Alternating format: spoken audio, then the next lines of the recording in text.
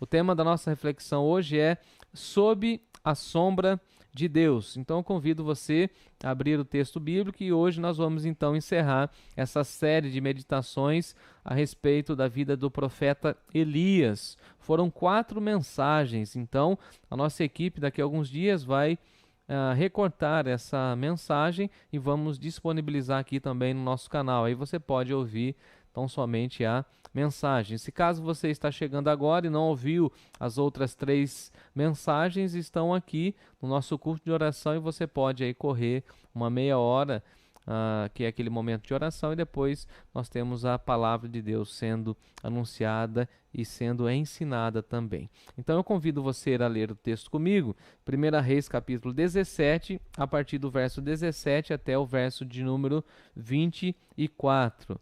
A Natália colocará aí na tela para você também acompanhar com a gente aqui no chat, tá bom? 1 Reis, capítulo 17, a partir do verso 17. Diz assim a palavra do nosso Deus.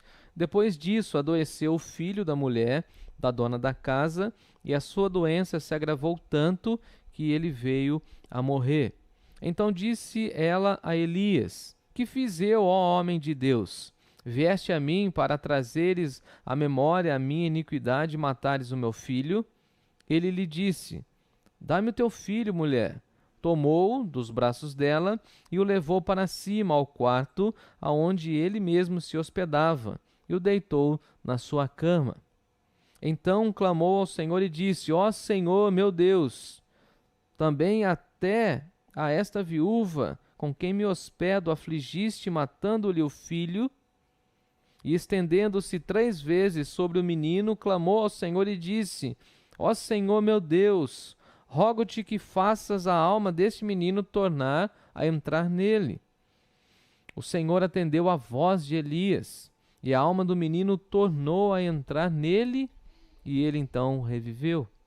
Elias tomou o menino e a trouxe do quarto à casa e o deu à sua mãe e lhe disse: Vê, teu filho vive. Então a mulher disse a Elias: Nisto conheço agora que tu és homem de Deus e que a palavra do Senhor na tua boca é verdade. Sublinho essa expressão do verso 24. Nisto conheço agora que tu és homem de Deus e que a palavra do Senhor na tua boca é a verdade. Convido você a orar comigo nesse momento, pedindo a iluminação do Espírito Santo do Senhor, a fim de que entendamos a palavra dele em nossos corações. Senhor Deus, amado Pai, diante da tua palavra nós nos submetemos e pedimos mais uma vez que o Senhor fale ao nosso coração.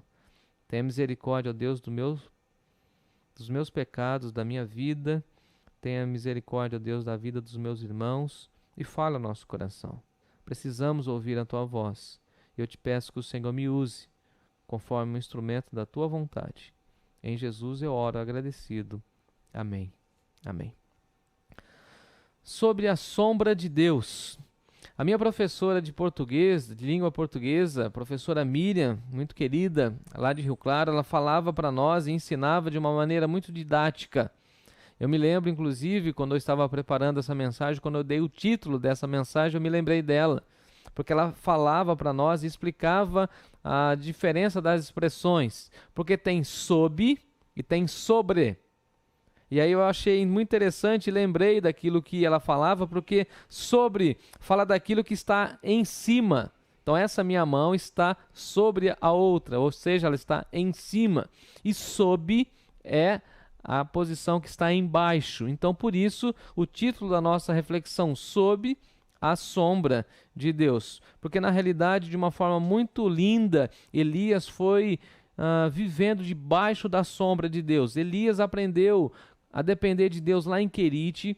Antes disso, ele deu uma sentença, ele profetizou diante de Acabe, ele foi usado por Deus diante de Acabe, e depois Deus o leva para o riacho de Querite. Ali ele aprende coisas magníficas, ele fica sob, ou seja, debaixo da sombra de Deus, das orientações de Deus. Depois Deus o chama de Querite e o leva para Sarepta, e ali em Sarepta ele tem aquela primeira impressão quando ele vê aquela mulher completamente pobre, miserável, vivendo um momento difícil, e ele então tem esse encontro com essa mulher. Deus fala para ele ficar algum tempo com essa mulher, então ele vive ali com ela. Ela não tem nada a oferecer, ele pede um copo d'água, ela traz um copo d'água, mas quando ela está trazendo o copo d'água, ele pede um pedaço de pão. Afinal de contas, ele tinha percorrido um percurso aí de 150 quilômetros, ele estava com sede, com fome, e ela fala que não tem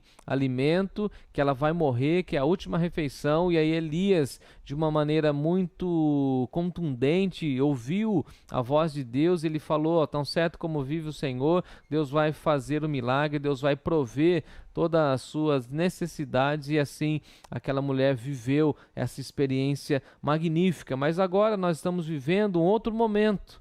Depois dessa abundância, depois da provisão de Deus, acontece então a morte do menino, e é o que nós vamos estudar nessa noite. Na Galeria da Fé, lá em Hebreus capítulo 11, nós temos vários relatos de vários personagens bíblicos que tiveram a sua vida marcada pela fé. E aí o autor bíblico de Hebreus fala assim: pela fé Noé fez isso, pela fé Abraão, pela fé Moisés. E aí nós temos a menção de vários nomes, e aí nós não temos o nome de Elias. É claro que Elias foi uma pessoa que viveu pela fé, um homem de Deus que viveu pela fé, mas o seu nome não foi mencionado nessa lista. Mas tem um fato que está nessa lista, ou seja, depois desses nomes elencados de pessoas que viveram pela fé, que nos remetem a essa memória que temos a respeito da vida de Elias. Ou seja, depois dessa lista de vários homens e mulheres que viveram pela fé, o autor bíblico de Hebreus vai dizer para nós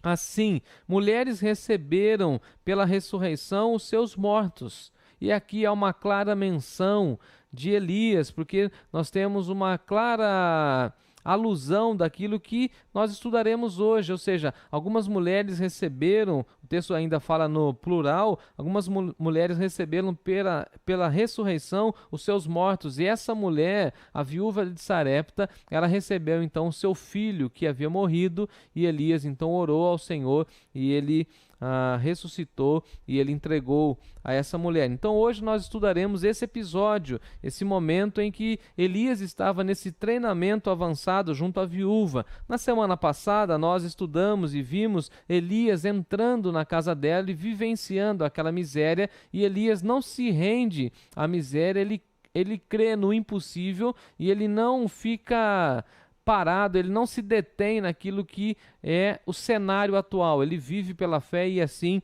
ele consegue, com a sua fé, com a sua devoção, ajudar aquela mulher, e ele tem uma palavra especial, e Deus, de uma maneira muito sobrenatural, faz com que aquela mulher e o seu filho, inclusive Elias, tenha abundância de alimento no momento de grande escassez. A Bíblia vai falar para nós que Deus faz muito mais do que nós esperamos, e Deus atua de maneira incrível, de uma maneira espetacular, de uma maneira sobrenatural, e Deus é especialista em obras impossíveis. E nós precisamos crer nisso, porque algumas coisas são impossíveis aos nossos olhos, mas são possíveis somente para Deus. Eu até elenquei alguns versos que citarei daqui a pouquinho, para a gente ter essa percepção, porque na realidade as obras extraordinárias de Deus nos fazem temê-lo. Então, quando nós estamos diante de um milagre, quando nós estamos diante do próprio milagre da vida, deveríamos agradecer ao Senhor. Eu fico imaginando e olhando a minha própria existência, o milagre da existência nesse tempo, um tempo tão difícil, mas graças a Deus pela preservação que Deus tem me dado e dado a você também, que está aí me acompanhando. Se você está acompanhando aqui comigo, aqui eu estou vendo, nós temos 56 aparelhos conectados, então certamente você e sua família têm recebido livramento de Deus. Isso é uma ação extraordinária da parte de Deus. Elias estava vivendo um momento em que, humanamente falando, não tinha o que fazer, mas ele creu em Deus. Ele creu que Deus poderia fazer aquilo que era impossível a ele, inclusive ao médico. É claro que o menino já estava morto, ele não necessitava de assistência médica, mas nem o médico poderia dar sentido e retornar à vida dele. Mas Elias creu. Eu penso, inclusive, que nós precisamos retomar alguns versículos para a gente lembrar dessa ação de Deus, desse Deus que age de uma maneira fenomenal naquilo que é impossível aos nossos olhos, mas que para ele é possível. Jeremias, por exemplo, no capítulo 32, vai dizer assim: Ah, Senhor Deus, eis que fizeste os céus e a terra com teu grande poder e com teu braço estendido. Alguma coisa é demasiadamente maravilhosa e difícil para o Senhor? Olha que pergunta. Eis que eu sou o Senhor, Deus falando agora, o Deus de todos os viventes. Acaso haveria coisa demasiadamente maravilhosa para mim, ainda em Jeremias? Deus falando, acaso existe alguma coisa que eu não possa fazer? Gosto da expressão de Lucas, quando ele fala o seguinte: porque para Deus não há impossíveis em todas as suas promessas. Tudo aquilo que ele prometeu, ele vai cumprir. Também temos uma outra expressão no Evangelho de Lucas, que diz assim: os impossíveis são possíveis para Deus. Eu não sei o que você tem pensado e vivido nesse tempo, que você fala assim: olha, isso aqui é impossível para mim. Mas se você viver sob a sombra de Deus, certamente o Senhor fará coisas milagrosas, espetaculares, sobrenaturais na minha vida e na sua vida. Olha o que o texto diz no versículo 17. Depois disso, adoeceu o filho da mulher, da dona da casa. Se você está acompanhando a série de reflexões, você sabe que Elias foi convidado por ela a ficar ali um tempo. E Deus falou para ele: fica aqui nessa casa o tempo que eu lhe disser. E Elias então recebeu o convite da mulher, ele estava morando com ela na casa. O texto vai dizer que havia um pavimento superior, um cenáculo, ele estava dormindo no cenáculo, ele estava com aquela viúva. E eles estavam ali se alimentando da provisão de Deus. Mas o texto, de uma maneira muito interessante, ele faz uma conexão com todo o contexto. Se você está com a sua Bíblia aberta, você pode me acompanhar no verso 17. O texto começa assim: depois disto. E a expressão que eu fui olhando aqui e perguntei foi essa. Que pergunta é, depois disso? Quais foram as circunstâncias da vida de Elias antes desse momento, ou antes da morte desse menino? Por exemplo, em primeiro lugar, depois de Deus orientar Elias a falar com Acabe, depois de Elias ter a coragem de enfrentar esse homem rude, esse homem violento. Segundo lugar, depois de Elias passar pelo treinamento no riacho de Querite e aprender a depender de Deus, a ser sustentado pelos corvos, depois disso. Terceiro lugar, depois de Elias ser enviado para Sarepta, para morar com uma viúva, depois de crer pela fé no milagre da provisão de Deus e dizer àquela mulher: olha, nunca mais, enquanto Deus não mandar chuva, nunca mais vai faltar farinha na tua panela e azeite na tua botija, nunca mais. Então, depois disso, depois de todo esse treinamento em Elias, Elias agora já estava aprendendo e já estava acostumado, eu diria, a lidar com o impossível, pois o impossível aos olhos humanos era possível para Deus, é possível para Deus.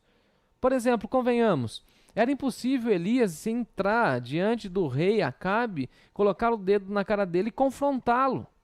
Mas foi possível, porque Deus estava junto. Era impossível ter alimento no momento de escassez, de falta de chuva, mas Elias, crendo em Deus, ele falou para aquela mulher: nunca mais vai faltar alimento na sua casa, se você crer. E ela creu. Aquilo que era impossível se tornou possível. A solidão lá do riacho de Querite, ele todo dia sendo sustentado pelos corvos. A gente contar uma história dessa, alguém vai falar assim: isso é impossível, como que pode os corvos ser os garçons da vida de um profeta de Deus? Mas foi possível. Deus sustentou Elias do nada, e é assim que Deus faz conosco. Deus nos sustenta a partir da sua palavra, da sua verdade, da sua bondade. E Elias, então, depois de tudo isso, está ali na casa daquela mulher, e o menino tem um agravamento na sua saúde, e ele vem a óbito. Olha o que o texto diz. E a sua doença, a doença do menino, se agravou tanto que ele morreu. O texto não apresenta as razões de saúde ou a situação que aquele menino estava. Na realidade, nós não sabemos muitos detalhes, simplesmente o texto diz que ele se agravou a sua saúde e ele veio a óbito. Nós não sabemos nada sobre a sua enfermidade. Mas com a morte do menino, fica aquele momento tenso, um momento difícil. E me acompanhe o versículo 18. Então disse ela, olha a mulher falando a Elias, aquela viúva falando com Elias: Que te fiz, ó homem de Deus? Vieste a mim para trazeres à memória a minha iniquidade e matares o meu filho? Com a morte do filho, ela mira em Elias e começa a culpá-lo. Trata-se de uma reação natural de alguém que perdeu o seu filho, já há pouco tempo perdera também o seu marido, era uma mulher que estava vivendo um luto, até a expressão de ter o menino nos braços, depois passar o menino para os braços de Elias, vai denotar para nós que era uma criança, porque obviamente tanto uma viúva como Elias não conseguiria pegar um adulto, então não era um filho por exemplo, de maior idade, não, era uma criança. Era um menino pequeno, os historiadores vão falar que era uma criança de 3, 4, 5, até uns 6, 7 anos no máximo. E ela então olha para Elias e fala assim: Eu já perdi o meu marido, agora estou perdendo o meu filho. E ela começa a acusar Elias. É engraçado que sempre nesses momentos difíceis a gente fala algumas coisas que não deveríamos. Fazemos acusações que não deveríamos, sempre tentamos, diante da morte, achar um culpado. Mas é curiosa a forma como ela fala com o profeta. Ela está magoada, ela está sentida, ela está chorosa, ela está sofrendo, mas mesmo assim ela reconhece que Elias é um homem de Deus. Olha a expressão dela. Que fiz eu, ó homem de Deus? Já que ela estava dando uma dura, já que ela estava cobrando Elias, ela poderia simplesmente subtrair essa expressão homem de Deus. Mas não, ela reconhece que Elias é um homem de Deus. Mesmo na dor, ela reconhece. E é interessante que ela tem uma visão completamente equivocada, porque ela fala assim: Tu vieste a mim para trazeres a memória da minha iniquidade. Olha que pensamento mais equivocado. Ela está falando o seguinte: Você veio a mim trazer condenação, ou seja, Deus está me cobrando por conta dos meus pecados. E é interessante que ela não usa a expressão pecados, ela usa iniquidade, ou seja, o pecado rotineiro, o pecado já completamente absorvido pela vida. Ela tem plena consciência de que ela é pecaminosa, de que ela tem uma vida pecaminosa, assim como todos nós. Mas ela fala o seguinte: olha, Deus está punindo a minha vida por conta do pecado oculto. Deus está punindo e tirando a vida do meu filho por conta do meu pecado. Olha que visão distorcida. Infelizmente, parece que esse também é o conceito errado, equivocado, eu diria até fraudulento, que algumas pessoas têm ensinado de uma maneira errada, de que Deus vai punindo as próximas gerações por conta do pecado de uma determinada pessoa. É interessante, amados irmãos e irmãs, que Jesus também lidou com esse ensino equivocado, com essa proposta teológica completamente descabida. Quando Jesus, por exemplo, curou aquele cego de nascença, lá no capítulo 9 do Evangelho de João, o texto vai dizer para nós que os seus discípulos, olha, os próprios discípulos que já ouviram muito do Evangelho, eles ainda tinham enraizado esse conceito completamente esquizofrênico dentro deles. Os discípulos perguntam para Jesus: olha, Jesus, nós estamos vendo aí o Senhor diante desse cego de nascença. Olha que interessante, o texto ainda sublinha, é cego de nascença. E a pergunta deles é a seguinte: quem pecou? Este ou seus pais para que ele nascesse cego? E aí Jesus sai com uma expressão brilhante. Jesus fala o seguinte: nem ele, nem os seus pais pecaram, mas para que fosse nele manifestado a glória de Deus. Em outras palavras, Jesus está falando assim: olha, a cegueira dele vai revelar a glória de Deus. Mas a cegueira dele não tem nada a ver com o pecado dos seus pais e nem com o pecado dele. E aí nós podemos então aprender e entender como nós nos relacionamos com Deus. Porque às vezes eu vejo assim, que as pessoas ficam com tanto medo diante da punição de Deus, mas a pergunta é, por que não confessa o pecado? E aí, quando vai acontecendo situações adversas na vida, ela fica falando, mas será que Deus está punindo o meu pecado? Será que Deus está cobrando algo da minha vida? E nós conhecemos o caráter de Deus. Deus está dando chances, Deus está dando oportunidades para que nós, todos nós, tenhamos sempre o arrependimento dos nossos pecados, que venhamos a confessar os nossos pecados, mas haverá sim um dia em que Ele vai cobrar, um dia sim que Ele vai colocar tudo na balança, no dia do julgamento. É interessante que a mulher não considerou dar graças a Deus pela bondade do Senhor, pelo mantimento, pela provisão, mas simplesmente ela aponta para Elias e fala assim, você veio aqui me castigar, você veio aqui trazer punição, castigo de Deus. Ela estava ali com as lágrimas rolando no seu rosto, com o seu filho nos seus braços, o que sugere também, mais uma vez, que era uma criança pequena, enquanto ela estava acusando Elias, e enquanto ela estava acusando Elias, Elias olha para ela com uma terna compaixão e fala o seguinte, dê-me o menino, dá um menino para mim. Eu estou agora no versículo 19. Ele lhe disse, Elias olha para ela, chorando, e fala o seguinte, dá um menino para mim. É impressionante o silêncio de Elias, a frieza de Elias, mas a frieza no sentido de domínio próprio, o controle, o autocontrole de Elias. Ele não revida a acusação da mãe, ele não agride a mãe, ele não argumenta com a mãe, ele não fica falando com a mãe. Ele sabe que qualquer palavra nesse momento não vai resolver muito, então ele fica quieto. Os amigos de Jó também ensinam para nós esse princípio. Quando Jó perdeu tudo, os amigos dele, naquele momento, depois eles não ajudaram muito, mas no início, quando ele perdeu os filhos, perdeu as terras, perdeu a propriedade, perdeu a saúde, perdeu até a confiança da sua esposa, diz o texto bíblico lá em Jó capítulo 2, que os seus amigos ficaram ali com ele 7 dias e 7 noites. Eu achei incrível isso. E o texto bíblico sublinha que eles ficaram 7 dias e 7 noites sem dizer uma palavra. Porque diante do luto, nós não queremos pessoas que ficam falando, mas nós queremos pessoas que se façam presente. Elias ficou ali, velando o corpo daquele menino. Certamente Elias, e nós conhecemos o seu caráter, a sua vida, ficou olhando para aquela mulher em atitude de oração. E aí ele olha para ela com um olhar de compaixão e graça e fala o seguinte, mulher, dá aqui para mim teu menino. E assim Elias demonstra essa bondade, com um olhar penetrante, fala assim, mulher, dá aqui teu menino. É interessante que o texto fala assim, que ele tomou o menino dos braços dela e o levou para cima, para o quarto, onde ele já hospedava, onde ele estava hospedado. E Elias então deitou com o menino na sua cama. Estou no versículo 19, dá uma olhadinha aí. Elias lhe disse, dá-me o menino. Tomou o menino pelos braços e o levou para cima, ao quarto, onde ele mesmo estava hospedado, e deitou com o menino na cama.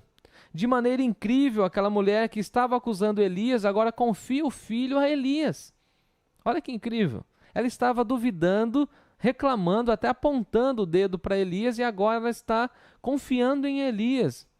Ela passa o menino para as mãos de Elias, e Elias sobe. O texto vai dizer para nós que ele subiu, ele foi num quarto onde ele estava hospedado, e era muito comum naquela época todas as casas terem um cenáculo, onde eram recepcionados os hóspedes, onde faziam-se refeições especiais. E assim, dessa forma, nós temos, por exemplo, Jesus que ceou e instituiu a ceia, que Jesus celebrou a última Páscoa no cenáculo. Temos os discípulos aguardando a revelação de Deus no livro de Atos, por exemplo, capítulo 1, quando Jesus chega e fala para eles no versículo 8, mas recebereis poder que há de descer sobre vós, ide por todo o mundo e ser-me-eis testemunhas. Mas eles recebem essa notícia no cenáculo.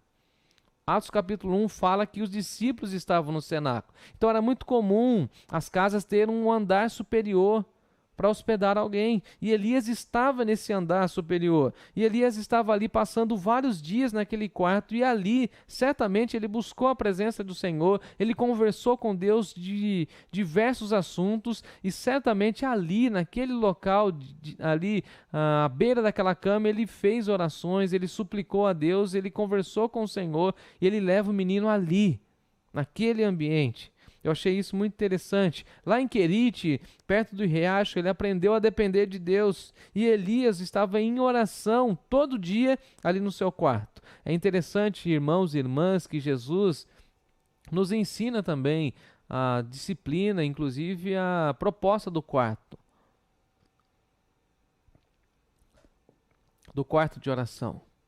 Jesus, combatendo os fariseus, ele fala assim: olha, entra no seu quarto, fecha a porta e fala com teu pai que está em secreto. Ele sai da presença da mulher e vai conversar com Deus em secreto. E aí eu fiz algumas perguntas. Por exemplo, o que devemos fazer diante das tragédias? O que devemos fazer diante das más notícias? O que devemos fazer quando a doença ou a morte chega em nossas vidas? O que devemos fazer diante de severas provações? E Elias nos dá uma grande lição, porque a primeira reação de Elias foi orar. Nada de reclamar, nada de culpar alguém, nada de pânico, nada de medo, sem pressa, sem dúvida, Elias busca a Deus. Ele pega o menino dos braços da sua mãe e o leva até o seu quarto. É interessante que Elias vai ao seu local de oração. E aqui, amados irmãos e irmãs, eu acho que nós precisamos aprender no mínimo 2 lições. Precisamos ter, sim, em primeiro lugar, um espaço reservado para a gente orar. Onde você ora? Onde você busca a Deus? E algumas pessoas vão falar assim: ah, pastor, mas eu oro em todos os lugares, em todos os momentos, onde que eu estiver andando, se eu estou trabalhando, ou no ônibus, no carro, na minha casa, eu oro em todos os lugares. Legal, tudo certo, é isso mesmo. Vamos buscar a Deus, orar sem cessar, tá tudo tranquilo. Mas você e eu precisamos de um espaço, aonde é o seu quarto de oração. E aqui coloco quarto entre aspas, porque não precisa ser necessariamente um quarto. Aqui na nossa casa eu tenho um espaço com algumas plantas e quando eu estou ali, eu fico ali em oração. Ali é meu quarto de oração. Ou quando eu estou diante dos meus livros, ali eu faço o meu quarto de oração e coloco os meus anseios, essas listas de oração, ali é meu momento. Então Elias nos ensina ter um local e ter à disposição um momento para oração. Olha que interessante, porque Elias pega o menino e fica a sós com Deus. Ele vai orar. E o texto vai dizer para nós aí no versículo 20 que ele clamou a Deus e disse: ó Senhor, meu Deus, também até essa viúva com que eu estou hospedado afligiste matando o teu menino? Ó Deus, eu não estou entendendo, mas eu confio no Senhor. E essa oração é importante, irmãos, porque Elias não estava entendendo o que Deus estava fazendo, mas ele sabia que Deus estava agindo. Ele não sabia qual era a lição para ele e para aquela mulher, mas ele sabia que havia sim um propósito. É muito incrível isso. E aí no versículo 21 ele diz assim: então clamou ao Senhor e disse: ó Senhor, meu Deus, rogo-te que faças a alma desse menino tornar e entrar nele. Elias coloca o menino na cama e se deita sobre ele. Eu achei isso também muito curioso. Deitado sobre o menino, ele faz o quê? Ele clama a Deus.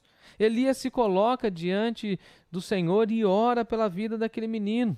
É interessante que Elias se cala diante da mulher, mas ele não se cala diante de Deus. Ele se cala diante das acusações daquela mulher, mas ele não se cala diante de Deus. E aqui também é uma grande lição para nós. Muitas vezes nós queremos ficar revidando aos ataques, às acusações sobre nós, e o que nós aprendemos com Elias é não fazer isso. É falar com Deus, é clamar ao Senhor. É interessante, irmãos e irmãs, que até esse momento a Bíblia não relata o milagre da ressurreição. Até esse momento, esse milagre não havia acontecido. E aí nós precisamos aprender a orar pelas circunstâncias ao nosso redor, mesmo que pensemos que nosso caso seja o único. Não sei se você percebeu isso na leitura do texto, mas até esse momento não havia nenhum caso de ressurreição. Esse caso é o primeiro caso. E aí você está pensando o seguinte, mas o que tem a ver com o meu problema? Quem sabe o seu problema não seja o primeiro? A viúva de Sarepta foi a primeira figura bíblica, personagem bíblico, que teve o filho ressuscitado. E eu fico imaginando se Elias fosse um advogado, ele ficaria investigando a jurisprudência para ver se tinha algum outro caso de ressurreição, mas não tinha. Elias pede por um milagre inédito. Elias pede por algo que Deus ainda não havia feito. E aí eu falo assim, que fé, que confiança em Deus. Ele pede algo que Deus nunca havia feito, ou não temos nenhum registro na Bíblia antes disso de que Deus havia ressuscitado alguém. Ou seja, ele pede por algo novo. E às vezes nós ficamos aí, será que eu devo pedir isso a Deus? Peça a Deus, clame a Deus, tenha fé, confie. Coloque as suas situações diante de Deus. Aquilo que parece impossível para você é possível para o Senhor. Sobre o aspecto cerimonial, há um detalhe no texto, mas por conta do horário eu vou somente citar, porque não era permitido deitar sobre alguém que não estava mais com vida. Sobre o defunto, não era permitido. Mas Elias quebra esse protocolo e clama a Deus, sob orientação do Senhor, e não se torna impuro. Nós também podemos estar passando por algum momento crítico em que precisamos orar a Deus pedindo um milagre. Precisamos pedir que Deus fará o melhor. Precisamos pedir e crer que Deus está agindo, que a sua vontade nas nossas vidas será primordial, imprescindível. Quem sabe o seu pedido ou o seu milagre não é um milagre inédito? Não sei. Se for, Deus faz, do jeito que Ele quer, na hora que Ele quer. Ele faz. Em outras palavras, Elias orou falando o seguinte: Deus, eu confio no Senhor e eu quero que o teu nome seja honrado e glorificado. Eu aprendi 4 coisinhas aqui com Elias. Primeiro, eu estou aqui porque é desejo do Senhor. Eu vim para Sarepta a teu mando. Ó Deus, eu confio no Senhor. O Senhor falou que eu ia ficar na casa dessa viúva. Eu estou aqui, estou nesse local, estou nessa geografia, estou nesse ambiente porque o Senhor me trouxe para cá. Segundo lugar, eu estou sob o seu cuidado. Desde Querite, eu estou sob o seu cuidado. Na realidade, desde quando o Senhor me enviou a Acabe, eu estou debaixo do seu cuidado. Terceiro lugar, eu estou sendo tratado. O Senhor está tratando o meu coração. E as pessoas que estão ao meu redor também estão sendo tratadas por Deus. O Senhor está movendo, o Senhor está refinando, o Senhor está trabalhando. Eu entendo isso. Em quarto lugar, eu sei que o Senhor vai me mostrar no seu tempo, no momento certo, qual é a tua vontade. Eu creio nisso. Vivemos dias difíceis, sim, mas Deus está conosco. E no momento certo, no momento oportuno, Ele vai atuar. E olha que interessante o versículo 22, eu já estou caminhando para o final, quando Elias fala o texto fala o seguinte: o Senhor atendeu a voz de Elias, e a alma do menino tornou a entrar nele e reviveu. Deus atendeu a oração, que bênção. Deus operou milagre, que bênção. Deus devolveu a vida ao menino, que bênção. Que Deus incrível nós servimos, irmãos. Que fé é essa de Elias, que ele ora e ele crê que vai acontecer? Será que nós oramos assim, crendo que vai acontecer? Será que nós temos essa confiança de que Deus vai agir? A oração daquele quarto chegou até o trono de Deus. Aquela mulher viu mais uma vez o poder de Deus. Ela conheceu a Deus ali na cozinha, no milagre, e agora ela conhece a Deus naquele quarto. Porque de uma maneira incrível, sobrenatural, no versículo 23, Elias toma o menino com vida e devolve a mulher. Ele traz a mulher e dá a mulher. No versículo 23, ele chega a dizer assim: vê, teu filho vive. Elias entrega o menino com vida. Ele pegou o menino sem vida, mas ele devolve com vida. É interessante que ele não diz: olha o que eu fiz, mulher. Olha o meu poder como profeta. Não. Ele simplesmente entrega o menino. Porque Elias sabe, nós deveríamos saber também que a glória somente é de Deus, que Deus não divide a sua glória com ninguém. Elias queria que ela visse o Senhor, não o agir dele, não a mão dele. Que ela visse o Senhor e não o profeta de Deus. Elias queria que ela ficasse impressionada com Deus, com o seu agir, não com a sua oração, ou, entre aspas, com o poder da sua oração. É interessante, irmãos, que João Batista também nos ensina muito a esse respeito quando ele fala o seguinte: convém que ele cresça e que eu diminua. Deixa eu dar uma olhada aqui que eu perdi a noção do tempo. Mas estou dentro do horário, né? Estou chegando aí. Vocês podem comentar aqui no chat, tá bom? Só tenho meia folha aqui, ó, conclusão. Vou até mostrar para vocês aqui, ó, conclusão. Concluo dizendo que Jesus ensinou para nós que cada árvore é conhecida pelo seu fruto. E Elias dá um fruto de fé. E esse é o grande desafio nosso. Nesse tempo de escassez, de dificuldade, de luta, de angústia, de medo, de perseguição, de tantas coisas, precisamos ter fé. Devemos produzir coisas boas nesse tempo. Elias tem o fruto da fé no seu coração, ele ora com fé, ele tem uma obediência reverente a Deus. E aí o texto no versículo 24, que é o último verso do nosso texto hoje, diz assim: então, depois que a mulher pegou o seu filho novamente nos seus braços, então a mulher disse a Elias: nisto agora reconheço que tu és homem de Deus e que a palavra de Deus na sua boca é verdade. Uau! Que afirmação! Que incrível! Elias recebe o diploma do treinamento de Querite e o treinamento avançado de Sarepta. Agora ele recebe o diploma, e o diploma significa o seguinte: você é profeta de Deus. A palavra de Deus na sua boca, Elias, é verdade. Eu reconheço que você é um homem de Deus. Eu estou convivendo com você vários dias e eu quero dizer uma coisa, Elias. Pegando meu filho no colo, diria a mulher: tu és homem de Deus. E a palavra do Senhor na tua boca é verdade. Amado irmão e irmã, se você quer ser um homem, uma mulher de Deus, é essencial encarar as situações impossíveis com a fé. É essencial ter uma vida de devoção a Deus. É imprescindível que tenhamos uma postura de confiança diante dos desafios do nosso tempo. Nós precisamos confiar no Senhor. Que Deus use as nossas vidas a fim de que possamos ver milagres de Deus por meio da nossa existência e que a palavra de Deus na nossa boca seja verdade. Eu espero um dia receber um diploma desse, da boca de outras pessoas. Olha, pastor Jefferson, nós reconhecemos que você é homem de Deus. Nós reconhecemos que a palavra de Deus na sua boca é verdade. Nós reconhecemos que você é uma pessoa de Deus. Imagina, que incrível, que testemunho. Eu fico imaginando os dias subsequentes a esse milagre. Essa mulher contando e contando às suas amigas, aos seus familiares. Eu conheci o profeta de Deus, eu conheci alguém que fala da parte de Deus, ele tem autoridade de Deus.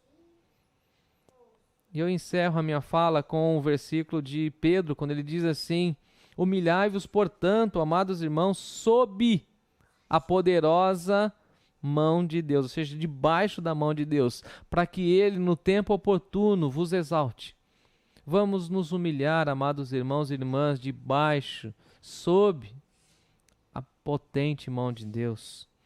Seja uma mulher de Deus, seja um homem de Deus. Que Deus te abençoe. Confie no impossível de Deus, porque Ele pode realizar muito mais do que nós pedimos ou pensamos. É o que a palavra nos ensina. Que Deus aqueça o seu coração. E eu convido você a permanecer debaixo, sob a sombra de Deus. Porque aquele que fica à sombra do Onipotente descansará no poder de Deus. Deus abençoe seu coração. Amém. Amém.